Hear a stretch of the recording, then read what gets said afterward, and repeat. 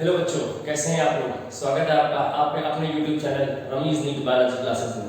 आज के video session में हम लोग बात करने वाले हैं फाइलम सीडेंटेटा की, जिसको हम लोग कॉमनली निडिडियंस भी कहते हैं। सबसे पहले बात करेंगे इसमें कितनी स्पीशीज मिलती हैं। तो चलिए आइए अपनी बात को शुरू करते हैं। दैट इज फाइलम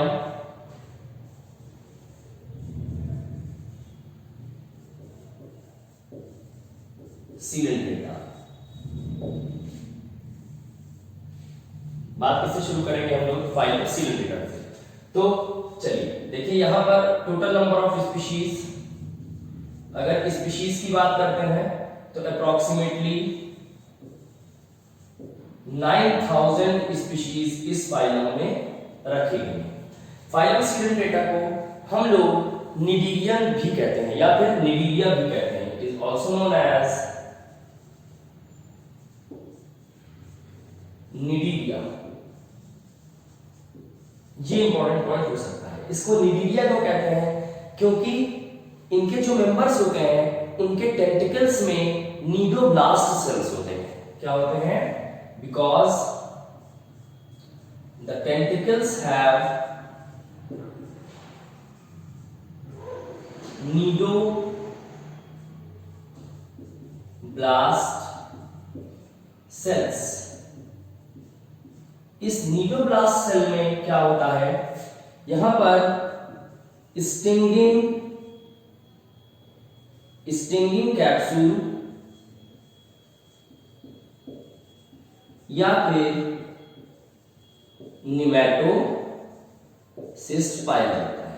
और इसी नीडोब्लास्ट सेल की वजह से इसको हम लोग क्या कहते हैं, निडीरिया भी कहते हैं। और इसके मेंबर्स को हम लोग निडीरियंस भी कह सकते हैं। तो चलिए देखिए अब यहां पर कुछ बात करते हैं हम लोग निमैटोसिस्ट के बारे में। किसके बारे में बात करते हैं? निमैटोसिस्ट के बारे में।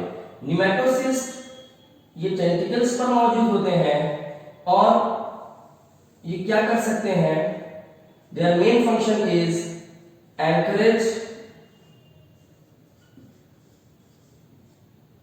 Capture and defence. इनका मेन फंक्शन क्या होता है? ये एंकरेज करते हैं यानी कि होल्ड करने का काम करते हैं। एंकरेज किसका? Anchorage of surface during locomotion. Locomotion के समय ये एंकरेज करते हैं। कैप्चर किसका? प्रे का। किसका कैप्चर करते हैं? प्रे का कैप्चर करते हैं। कैसे कैप्चर करते हैं? इनके जो टेंटिकल्स में जो निमैटोसिस्ट है, निमैटोसिस्ट का थ्रेड ट्यूब जो होता है, this thread tube coils around the hair of prey। ये जो शिकार होता है, शिकार के जो हेयर्स है उसके चारों तरफ ये लिपट जाता है, जिससे कि क्या होता है, movement of the prey stops. Prey का मूवमेंट रुक जाता है और प्रे की डेथ हो जाती है। उसका क्या हो जाता है? डेथ हो जाता है। तो ये कैप्चर में यहाँ पे रोल हो गया इसका। उसके बाद डिफेंस की बात करते हैं। डिफेंस कैसे करता है? By discharging the hypnotoxin. ये हिप्नोटॉक्सिन रिलीज करता है और ये हिप्नोटॉक्सिन प्रे को क्या कर देता है? Prey is paralysed. इस हिप्नोटॉक्सिन की वजह से प्रे में क्या हो जाता है? पैरालिसिस, यानी कि प्रे जो है ये पैरालाइज हो जाता है। ठीक है। और ये क्या इंपॉर्टेंट फंक्शन हो गया नीडोब्लास्ट या फिर निमैटोसाइट सेल्स या निमैटोसिस्ट सेल्स के बारे, निमैटोसिस्ट के बारे में। अच्छा, तो ये बहुत इंपॉर्टेंट है। These are given in NCERT. ये एनसीईआरटी में दिया हुआ है, एंकरेज, कैप्चर एंड डिफेंस। इसको मैंने थोड़ा सा इलैबोरेट करने की कोशिश की है। एंकरेज कब? During locomotion. कैप्चर में क्या करता है, इसका जो निमैटोसिस्ट होता है उसमें थ्रेड ट्यूब पाया जाता है। वो थ्रेड ट्यूब जाकर के प्रे की बॉडी पे लिपट जाता है और प्रे की बॉडी के मूवमेंट को रोक देता है, जिससे उसकी डेथ हो जाती है। तीसरा मैंने आपको बताया यहाँ पर डिफेंस। डिफेंस में क्या होता है, ये अपनी बॉडी से हिप्नोटॉक्सिन रिलीज करता है और ये हिप्नोटॉक्सिन जो एनिमी है उसको पैरालाइज कर देता है। ठीक। और इस तरह से ये अपने आप को डिफेंस करता है, यानी अपने आप को प्रोटेक्ट करता है। उसके बाद जब और आगे बढ़ते हैं यहाँ पर हम लोग, तो चलिए देखते हैं यहाँ पर कुछ चीजें जिसको हम लोग बोलते हैं general characters. Now we will talk about the general characters of phylum Coelenterata और Nidilia। तो सबसे पहले बात शुरू करते हैं हम लोग बॉडी ऑर्गेनाइजेशन से। बॉडी ऑर्गेनाइजेशन कैसा है इसका?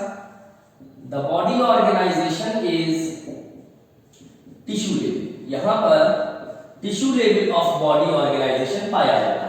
एक ऐसा फाइलम जिसमें cellular level of body organisation पाया जाता है, वो हम लोग ने लास्ट वीडियो सेशन में पढ़ा है, दैट इज फाइलम पोरिफेरा। उसके बाद जब हम लोग आगे बढ़ते हैं तो यहां पर बात आती है इसके हैबिटेट की। हैबिटेट की अगर बात करते हैं so these are purely aquatic. ये सब के सब कैसे होते हैं? एक्वेटिक होते हैं, यानी कि ये पानी में रहते हैं। अब एक्वेटिक दो तरह के हो सकते हैं, they could be marine water species और they could be fresh water species. Marine water mostly, अधिकतर स्पीशीज जो इसके हैं वो कैसे हैं? They all are marine water, वो खारे पानी में पाए जाते हैं। जबकि अगर हम लोग बात करते हैं फ्रेश वाटर की तो दीज आर लेस कॉमन। इसके कुछ ही मेंबर हैं ऐसे जो फ्रेश वाटर में पाए जाते हैं। उनमें से एक जो बहुत ज्यादा इंपॉर्टेंट है दैट इज हाइड्रा। उनमें से एक कौन सा है? Hydra. Hydra is very important. चलिए उसके बाद आगे बढ़ते हैं हम लोग। तो अगली चीज यहां पर आती है बॉडी सिमेट्री। यहां पर सिमेट्री कैसी मिलती है? यहां पर रेडियल सिमेट्री पाई जाती है, क्योंकि मैंने आपको पहले सेशन में बताया इस चैप्टर के एनिमल किंगडम के पहले वीडियो में अगर आप देखेंगे तो वहां पर मैंने आपको बताया है कि रेडियल सिमेट्री तीन फाइलम्स में पाई जाती है, CCE दैट इज सीडेंटेटा, टिनोफोरा एंड इकाइनोडर्म्स में एडल्ट फॉर्म में। तो यहां पर देखिए कौन सी सिमेट्री है? Radial symmetry. रेडियल सिमेट्री का मतलब क्या होता है ये भी मैंने आपको पहले बताया, that is any plane equal division, यानी बॉडी को किसी भी प्लेन में काटा जाएगा तो बॉडी दो बराबर के भागों में बट जाएगी। उसके बाद आगे बढ़ेंगे तो बात आती है जर्म लेयर्स की। यहां पर कितनी जर्म लेयर्स पाई जाती हैं? दो जर्म लेयर्स पाई जाती है, that is why it is diploblastic. इसलिए ये कैसा है? डिप्लोब्लास्टिक है। इसका मतलब यहां पर आउटर क्या मिलता है? एक्टोडर्म, और इनर क्या मिलता है? एंडोडर्म। और इनके बीच में क्या पाया जाएगा? मिडिल में जो मिलेगा that is non cellular jelly like layer which is known as mesoglea.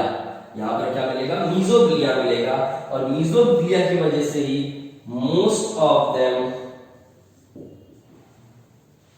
Have jelly like appearance. कैसा अपीयरेंस होता है? जेली लाइक अपीयरेंस देखा जाता है। अच्छा, तो ये बात हो जाती है यहां पर। उसके बाद जब हम लोग और आगे बढ़ेंगे यहां पर, तब हम लोग बात करते हैं इसके हैबिट की। किसकी बात करते हैं यहां पर? हम लोग हैबिट की बात करते हैं। चलिए देखते हैं हैबिट में क्या है, यानी ये किस तरह से रहता है। अभी हम लोगों ने इसके हैबिटेट को देखा, ठीक है, कि ये पानी में पाए जाते हैं। पानी में पाए जाते हैं तो ये ताजे पानी में भी पाए जा सकते हैं और ये खारे पानी में भी पाए जा सकते हैं। अभी हम लोग देखते हैं हैबिट, यानी कि ये किस तरह से रहते हैं। तो चलिए देखते हैं अगला general character that is habit. Habit में अगर बात करेंगे तो दो चीजें हम लोग देखते हैं, इनके रहने का तरीका कैसा है। दे कुड बी सॉलिटरी और दे कुड बी कॉलोनियल। ये अकेले भी रह सकते हैं या फिर ये ग्रुप में भी पाए जा सकते हैं, ठीक है। तो solitary means when they live alone, जब ये अकेले हैं। इसके एग्जांपल में आ जाता है हाइड्रा। उसके बाद आती है बात किसकी? कॉलोनियल की। कॉलोनियल फॉर्म की बात करते हैं तो they live in groups, they live in groups and these are depend on each other for food and defense और protection। ये एक दूसरे से न्यूट्रिशन यानी फूड के लिए या फिर प्रोटेक्शन के लिए एक दूसरे के संपर्क में रहते हैं, कॉलोनी बना के रहते हैं। और और इसके एग्जाम्पल आपको याद रखना होगा, that is Gorgonia, Obelia and Physalia. It could be Gorgonia, it could be Obelia और इट कुड बी फाइसेलिया. बहुत आसानी से आप याद रख सकते हैं. फॉर एग्जाम्पल इसको अगर हम याद करने की आपको ट्रिक बताएं तो आप ऐसे याद रख सकते हैं, गोपी लिव्स इन कॉलोनी. गोपी कहां पे रहता है? कॉलोनी में रहता है. Gopi lives in colony. It means GO go and P Gopi. G for Gorgonia, O for obelia and P for physalia. And Gopi lives in colony means these are colonial forms. I hope यहां से आपको एकदम clear हो गया होगा. उसके बाद habit से और आगे बढ़ते हैं हम लोग. तो यहां पर अब बात होती है इसके कुछ बात करते हैं यहां पर इसके डाइजेस्टिव सिस्टम की बात करते हैं अगर, तो चलिए देखते हैं. डाइजेस्टिव सिस्टम यानी कि डाइजेस्टिव ट्रैक्ट की बात करते हैं.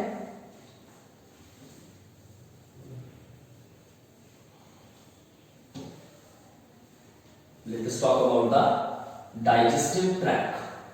डाइजेस्टिव ट्रैक्ट की अगर बात करेंगे तो इस डाइजेस्टिव ट्रैक्ट में गैस्ट्रोवैस्कुलर कैविटी पाई जाती है. Digestive tract, digestive tract. The digestive tract has gastrovascular cavity. यहां पर क्या पाया जाता है? गैस्ट्रोवैस्कुलर कैविटी यहां पर पाई जाती है. अच्छा, ये गैस्ट्रोवैस्कुलर कैविटी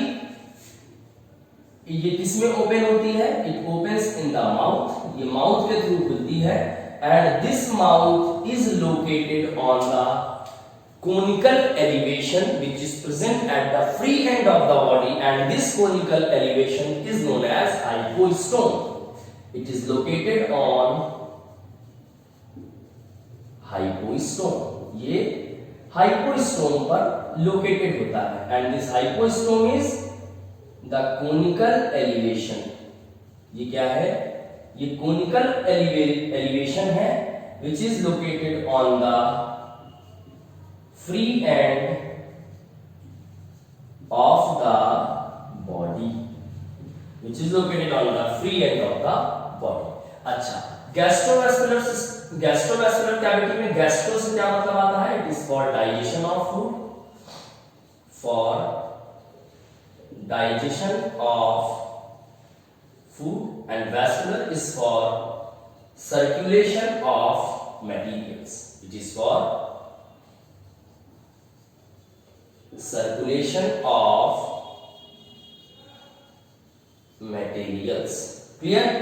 उसके बाद हम लोग और आगे जब बढ़ते हैं तो यहां पर हम लोग और जो चीजें देखते हैं दैट इज डाइजेशन की बात करते हैं. किसकी बात करते हैं? डाइजेशन की बात करते हैं. तो चलिए देखते हैं डाइजेशन कैसे होता है. यहां पर डाइजेशन की अगर बात करते हैं तो यहां पर दोनों तरह का डाइजेशन पाया जाता है, एक्स्ट्रा सेलुलर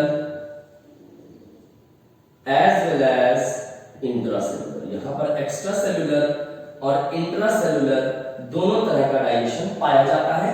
अब यहां पर तो बात समझ में आ जाती है. वहां पर अगर एग्जाम में आ जाता है कि पहले कौन सा होता है, एक्स्ट्रा सेलुलर पहले होता है या इंट्रासेलुलर पहले होता है, तो आपको जो चीज याद रखनी होगी, फर्स्ट एक्स्ट्रा सेलुलर. पहले कौन सा होता है? एक्स्ट्रा सेलुलर डाइजेशन होता है. इसमें क्या किया जाता है? Large particles are broken outside the cells and these large particles are then engulfed by the cell. और फिर क्या होता है? वहां पर सेल के अंदर इन छोटे पार्टिकल्स का डाइजेशन किया जाता है. That is intracellular digestion. ठीक है? That is inside the food फिर फूड वैक्यूल के अंदर क्या होता है, डाइजेशन होता है।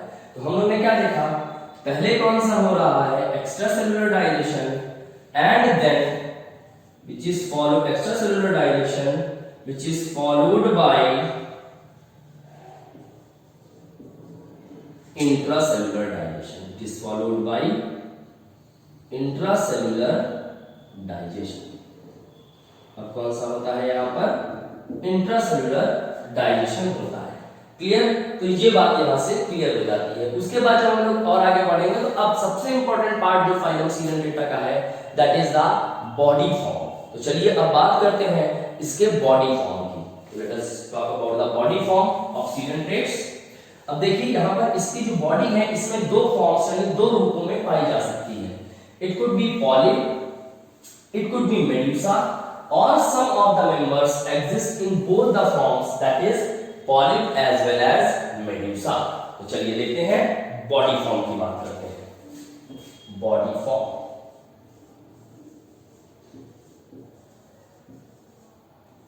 बॉडी फॉर्म, यहां पर दो बॉडी फॉर्म्स मिल सकते हैं। It could be polyp, it could be Medusa. ठीक है, अगर हम लोग पॉलिप की बात करते हैं तो it is cylindrical and sessile, cylindrical and sessile. What is the meaning of this siside? Siside means it is attached to the substrate. It is attached to the substrate. अच्छा, that is cylindrical and siside. Clear? यानी ये free swimming form नहीं होता है। उसके बाद जब आगे बढ़ते हैं यहाँ पर तो एग्जाम्पल में यहाँ पर आ जाता है बच्चों हाइड्रा एंड एडेंशिया। हाइड्रा एंड एडेंशिया, ये बहुत इंपॉर्टेंट एग्जांपल्स हैं, बहुत ज्यादा जरूरी है। ठीक, उसके बाद आता है Medusa. Medusa is umbrella like, Medusa is umbrella like and it is free swimming. ये कैसा होता है, फ्री स्विमिंग फॉर्म होता है। एंड यहां पर क्या आ जाता है, ऑरिलिया। यहां पर क्या आ जाता है, ऑरिलिया। चलिए, तो हम लोग ने क्या देखा, पॉलिप इज सिलेंड्रिकल एंड सिसाइड, यानी कि आधार से चिपका हुआ रहता है, सिलेंड्रिकल होता है इसका शेप। मेडुसा फॉर्म जो होता है it is umbrella like and it is free swimming form. ये फ्री स्विमिंग फॉर्म होता है। दोनों के ही डायग्राम हमारी एनसीईआरटी में दिए हुए हैं, बहुत क्लियरली आप वहां से ऑब्जर्व कर सकते हैं। थोड़ा सा इसको याद रखने में मुश्किल तो नहीं है, थोड़ा कंफ्यूजिंग होता है। तो चलिए हम आपको एक ट्रिक की मदद से इसको समझाने की कोशिश करते हैं जिससे आप कभी भी फिर नहीं भूलेंगे इसको। पीसीएस मुफ्त है, पीसीएस कैसा है, मुफ्त है। फॉर एग्जाम्पल अगर आप YouTube पर पढ़ रहे हैं तो यहाँ पर यूजुअली वीडियोस, कई सारे वीडियोस होते हैं जो फ्री होते हैं। ठीक, तो मान लीजिए कोई बच्चा पीसीएस की कोचिंग कर रहा है और वो फ्री वीडियोस देख रहा है, यानी पेड वीडियोस वो नहीं देखता है, तो इसका मतलब हम लोग क्या कहेंगे, पीसीएस मुफ्त है। तो यहीं से ट्रिक बन जाती है। P stands for polyp, C stands for cylindrical and S stands for siside and M stands for medusa, U stands for umbrella like and F stands for free swimming। F stands for free swimming। T को आप चाहे तो small से लिख लीजिए, T का कोई मतलब नहीं है। चलिए, तो ये क्या हो गया, बॉडी फॉर्म हो गया। अच्छा, अब कुछ ऐसे भी हैं जो दोनों ही फॉर्म्स में रहते हैं। ठीक है, जो दोनों ही फॉर्म्स में पाए जाते हैं, दैट इज अगर हम लोग बात करते हैं बच्चों ओबीलिया की, किसकी बात करते हैं, ओबीलिया की बात करते हैं, तो it exhibits both the forms. यहां पर दोनों ही फॉर्म्स देखने में मिलते हैं, दैट इज यहां पर पॉलिप भी होता है, polyp as well as medusa, and they are alternative with each other, यानी कि polyp is alternative with medusa. तो यहाँ पर पॉलिप और मेड्यूसा ऑल्टरनेटली आते हैं, यानी पॉलिप से मेड्यूसा बनेगा, मेड्यूसा से फिर पॉलिप बनेगा, पॉलिप से फिर से मेड्यूसा बनेगा। तो इसको हम लोग और क्या कहते हैं, ऑल्टरनेशन ऑफ जनरेशन, यानी ये ऑल्टरनेट फॉर्म्स हैं। पॉलिप है, पॉलिप से मेड्यूसा आएगा, मेड्यूसा से फिर पॉलिप आएगा, फिर मेड्यूसा आएगा, तो ये ऑल्टरनेशन ऑफ जनरेशन हो रहा है। अब एक बात और समझिएगा, पॉलिप से कौन सा फॉर्म आता है, मेड्यूसा, और किस रिप्रोडक्शन के द्वारा आता है, एसेक्सुअल रिप्रोडक्शन के द्वारा।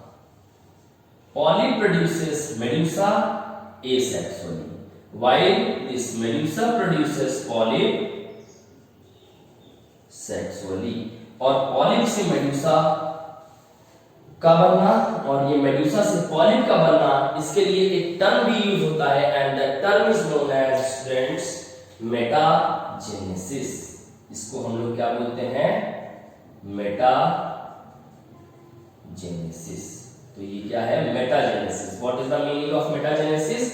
मेटाजेनेसिस का मतलब होता है पॉलिप से मेडुसा का बनना और मेडुसा से पॉलिप का बनना, इसको हम लोग मेटाजेनेसिस कहते हैं। ये ऑल्टरनेटली हो रहा है, यानी पॉलिप के बाद मेडुसा, मेडुसा के बाद पॉलिप, तो इसको हम लोग ऑल्टरनेशन ऑफ जनरेशन भी कहते हैं। और ये किसमें मिलता है, ओबीरिया में पाया जाता है। अब बात करते हैं इसमें रिप्रोडक्शन की, इसकी बात करते हैं यहाँ पर हम लोग। अगर हम लोग बात करते हैं रिप्रोडक्शन की, तो यहाँ पर रिप्रोडक्शन में जो डेवलपमेंट होता है, इट कुड बी डायरेक्ट और इनडायरेक्ट। यहाँ पर जो डेवलपमेंट है वो डायरेक्ट या इनडायरेक्ट दोनों तरह का हो सकता है। तो चलिए देखते हैं, बात करते हैं इसकी रिप्रोडक्शन की।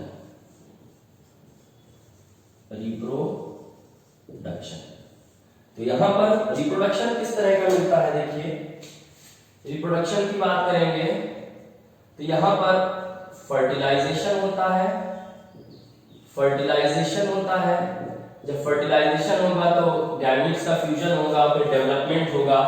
तो देखिए जरा यहां पर जो डेवलपमेंट हो रहा है, इट कुड बी डायरेक्ट और indirect, it could B direct और इनडायरेक्ट। यहां पर डायरेक्ट या इनडायरेक्ट दोनों तरह का रिप्रोडक्शन हो सकता है, यानी डेवलपमेंट हो सकता है, यानी larval stage may not be present और larval stage may be present.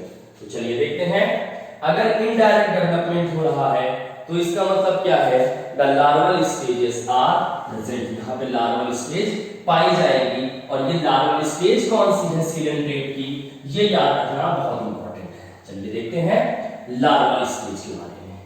तो indirect development is found in Obelia and Aurelia, Obelia and Aurelia. अगर ओविलिया की बात करते हैं तो ओविलिया के लार्वा को हम लोग कहते हैं planula larva, it is known as planula larva. While Aurelia के लार्वा को हम लोग कहते हैं scyphistoma larva, it is known as scyphistoma larva, SCYPHISTOSOMA, scyphistoma larva. तो प्लेनुला लार्वा और साइफिस्टोसोमा लार्वा। यहाँ पर कंफ्यूज नहीं होना है, तो यहीं पर आप अपनी नोटबुक में नोट्स बना रहे हैं तो आप वहीं पर नोट करके लिखिए सिस्टोसोमा, सिस्टोसोमा। अब ये सिस्टोसोमा क्या है, this schistosoma is unisexual platyhelminth. ये क्या है, ये यूनिसेक्सुअल प्लैटीहेल्मिन्थ है, ये एक्सेप्शन है प्लैटीहेल्मिन्थीज का। क्लियर है, क्योंकि प्लैटीहेल्मिन्थीज के जितने भी मेंबर्स होते हैं they are usually hermaphrodites, that is bisexual, जबकि Schistosoma is a unisexual platyhelminth. ठीक है, तो ये मैंने इसलिए यहां पर लिखा क्योंकि scyphistoma and Schistosoma they are very common, ये बहुत कॉमनली मैच कर रहे हैं और राइम कर रहे हैं। तो आपको याद रखना होगा साइफिस्टोसोमा ऑरिलिया के लार्वा को कहते हैं, and Schistosoma is a unisexual platyhelminth. ये क्या है, ये यूनिसेक्सुअल प्लैटीहेल्मिन्थ है। चलिए, और इसके साथ साथ दूसरा लार्वा जो यहाँ पर मिलता है उसको हम लोग कह सकते हैं इफाइरा लार्वा। क्या कहते हैं? इफाइरा लार्वा। तो ऑरिलिया के दो लार्वा कौन से हैं? That is scyphistoma and ephyra. That is scyphistoma and ephyra. जबकि ओविलिया के दो लार्वा कौन से हैं? दैट इज कौन सा है लार्वा इसका? Planula larva. उसके बाद लास्ट चीज अगर बात करते हैं इसके स्केलेटन की, तो कुछ फॉर्म्स में क्या होता है, कैल्शियम कार्बोनेट पाया जाता है स्केलेटन में। Such forms are known as corals. इन फॉर्म्स को हम लोग क्या कहते हैं? कोरल्स कहते हैं। They are known as corals. तो ये किसकी बात होती है? फाइलम सीलन डेटा में जितना आपको सीखना है नीट या बोर्ड्स के लिए उसमें इतना सफिशिएंट है। उसके बाद अगर हम लोग बात कर लेते हैं बेटा एग्जाम्पल्स की, तो एग्जाम्पल्स बहुत ज्यादा इंपॉर्टेंट है एनिमल किंगडम में, खास करके जो एनसीईआरटी में मेंशन किए हैं। तो चलिए कुछ एग्जाम्पल्स देख लेते हैं। जैसे Physalia, Physalia, this Physalia is known as Portuguese man of war. इसको हम लोग पोर्चुगीज मैन ऑफ वॉर कहते हैं। फाइसेलिया के बाद आता है Adamsia. This Adamsia is known as sea anemone. इसको हम लोग क्या कहते हैं? सी एनिमोन कहते हैं। उसके बाद आता है Pennatula. This is known as sea anemone. After that is Pennatula. This Pennatula is known as sea pen. After that is Gorgonia. Gorgonia क्या है? It is sea fan. ये क्या है? ये सी फैन है। और क्योंकि ये पंख, हाथ के पंखे की तरह होता है, जैसे हाथ वाला पंखा होता है वैसा इसका दिखता है, अपीयरेंस होता है। उसके बाद लास्ट जो यहाँ पर आप ध्यान रख सकते हैं that is Meandrina. That is Meandrina. This is known as brain coral. इसको हम लोग क्या कहते हैं? ब्रेन कोरल कहते हैं। जो इंपॉर्टेंट एग्जांपल्स हैं वो कौन से हैं? Physalia which is known as Portuguese man of war, Adamsia that is sea anemone, that is Penatula, sea pen, Gorgonia, sea fan and Mindrina that is brain coral. So that was all about the phylum Coelentata और Nidilia।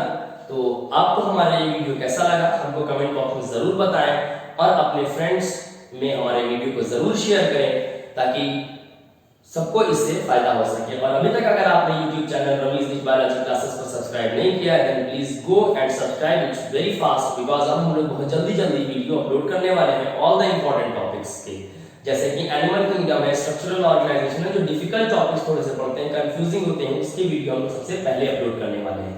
So I hope you enjoyed the video. Thank you.